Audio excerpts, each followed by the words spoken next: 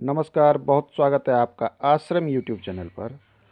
आज हम बात करेंगे मत्स्य चिन्ह के विषय में, जो हमारी भाग्य रेखा और आयु रेखा के निचले हिस्से में पाया जाता है। ये हमारा मणिबंध का चिन्ह होता है। मत्स्य का चिन्ह और काग का चिन्ह। अक्सर लोग कहते हैं कि मत्स्य का चिन्ह तो मेरे हथेली में है, लेकिन ये शुभ फल नहीं दे रहा है, तो उसके विषय में भी हम बात करेंगे। मणिबंध क्षेत्र पर अगर मान लीजिए इस प्रकार से कोई चिन्ह आपकी हथेली में बनता हो, ये देख लीजिए, ये देख लीजिए, इस प्रकार से, इस प्रकार से। ये चिन्ह मत्स्य का चिन्ह होता है। ये मत्स्य का चिन्ह काफ़ी शुभ माना जाता है। ज्योतिष शास्त्र में कहा गया है कि केतु पर बनने वाला, चूंकि ये केतु का स्थान होता है और केतु पर बनने वाला मत्स्य का चिन्ह अत्यंत शुभ माना जाता है। और केतु पर जो है मत्स्य का चिन्ह जातक को धार्मिक प्रवृत्ति का भी बनाता है। मणिबंध के ऊपरी हिस्से पर बनने वाला मत्स्य का चिन्ह, इसके विषय में भी कहा गया कि ये अत्यंत शुभ माना जाता है और ये काफ़ी धन देने वाला भी होता है। अब कि इसी जगह से हमारी जो है भाग्य रेखा की भी शुरुआत होती है, या अन्य जगहों से भी होती है, लेकिन कुछ जातक की भाग्य रेखा की शुरुआत इस जगह से भी होती है। अगर आपके मत्स्य के मुंह से अगर भाग्य रेखा की शुरुआत हो जाए, ये देखिए, ये शनि पर चले जाए, तो इस स्थिति में जो सामुद्रिक तिलक, जो हमारी जो ग्रंथ है हस्तरेखा पे सबसे बृहद ग्रंथ, उसमें कहा गया है कि ये विशेष शुभ माना जाता है। धन के मामले में, आर्थिक मामले में ये विशेष शुभ माना जाता है और ऐसे व्यक्ति धार्मिक प्रवृत्ति के भी बहुत ज़्यादा देखे गए हैं। लेकिन इसमें सबसे बड़ी बात है कि ऐसे जातक को शुरुआती तौर पे परिश्रम और संघर्ष बहुत करना पड़ता है। इस चीज़ों को भी ये दिखलाता है कि परिश्रम और संघर्ष जो है शुरुआती दौर पे इनके पास बहुत ज़्यादा होगा। उसके पास ये धीरे धीरे धन की ओर चले जाएंगे। ये आर्थिक रूप से काफ़ी सशक्त होते जाएंगे, काफ़ी धनवान हो जाएंगे।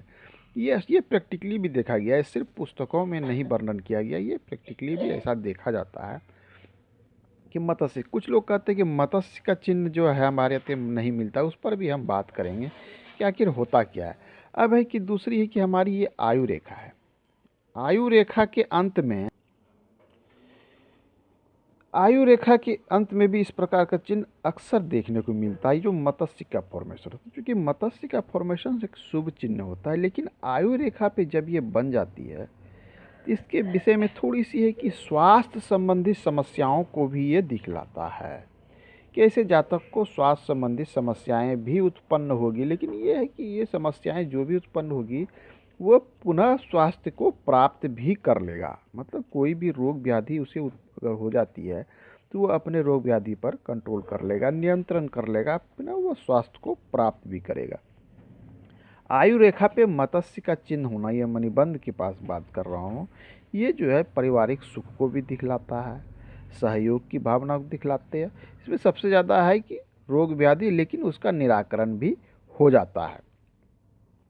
अब एक यहाँ पर कभी कभी दो मत्स्य का चिन्ह देखने को मिलता है कि एक मत्स्य है, एक और मत्स्य का चिन्ह। अगर दो मत्स्य का चिन्ह इस जगह इस प्रकार से बनता हो और दोनों मत्स्य के मुंह जो अगर आपस में सट रहे हो एक दूसरे से, तो ये अत्यंत शुभ स्थिति माना जाता है। ऐसे जातक बहुत ही ज़्यादा जो है धनी होते हैं। धन के मामले में आर्थिक रूप से काफ़ी सबल और सशक्त होते हैं, काफ़ी धनी होते हैं।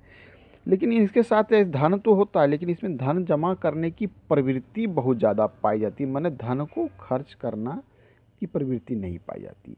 ये धन को जमा करते हैं, जमा करते अगर किसी ज़रूरतमंद आदमी, किसी को आवश्यकता है, ना दानशीलता की इनमें कमी पाई जाती है। किसी को देना पसंद बिल्कुल नहीं करते, जमा करने की। कुछ लोग कहते हैं कि हमारे हथेली में मत्स्य का चिन्ह है मगर धन नहीं है। तो ध्यान देने वाली बात है कि वो मत्स्य का चिन्ह नहीं है जिसे आप मत्स्य समझ रहे हैं, क्योंकि कुछ चिन्ह कुछ इस प्रकार से भी होती है।